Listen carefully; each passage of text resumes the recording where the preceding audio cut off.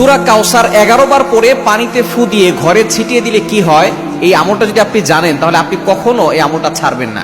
সূরা কাউসার হচ্ছে পবিত্র কোরআন কারীমের ছোট্ট একটি সূরা। 114টি সূরার ভিতরে 108 নম্বর সূরা হচ্ছে সূরাতুল কাউসার। মাত্র 3টি আয়াত রয়েছে সূরার ভিতরে। যদিও সূরাটি ছোট্ট, তবে এর ফজিলত অনেক বেশি।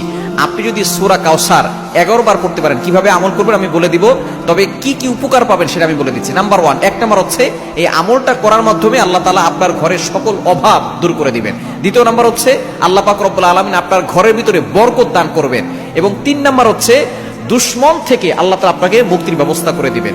এবং 4 নাম্বার হচ্ছে আপনার জানমাল নিরাপত্তার ব্যবস্থা করবেন আল্লাহ তাআলা। এবং 5 নাম্বার হচ্ছে হাউজে কাউসারের পানি আল্লাহ তাআলা আপনাকে দান করবেন। কেননা এই সূরা কাউসারের ভিতরে ইন্না আতাইনাকাল কাউসার, হাউজে কাউসারের ব্যাপারে আল্লাহ পাক রব্বুল আলামিন বলে দিয়েছেন যে এটা নবী সাল্লাল্লাহু আলাইহি ওয়াসাল্লামকে আল্লাহ তাআলা হাদিয়া দিয়েছেন হাউজে কাউসার। একমাত্র আমাদের নবীজি সাল্লাল্লাহু আলাইহি ওয়াসাল্লাম তার উম্মতদেরকে হাউজে কাউসারের পানি পান করাবেন, যা সাদা হচ্ছে দুধের থেকেও বেশি সাদা এবং মধুর থেকেও বেশি মিষ্টি। একবার যে পান করবে 500 বছর ধরে তার কোনো পানি তৃষ্ণা লাগবে না। এটা আপনি কিভাবে আমল করবেন? এই আমলটা হচ্ছে আপনি প্রথমে ওযু করে আপনি 3 বার দুরূদ শরীফ পড়বেন। এরপরে হচ্ছে আপনি সূরা কাউসার 11 বার পড়বেন। শেষে আবার 3 বার দুরূদ শরীফ পড়বেন, পরে আপনি পানিতে ফু দিয়ে ওই পানিটা খাবেন। দেখবেন আল্লাহ পাক রব্বুল আলামিন আপনাকে সুস্থ করবেন এবং ঘরের চারকোনা ছিটিয়ে দিবেন।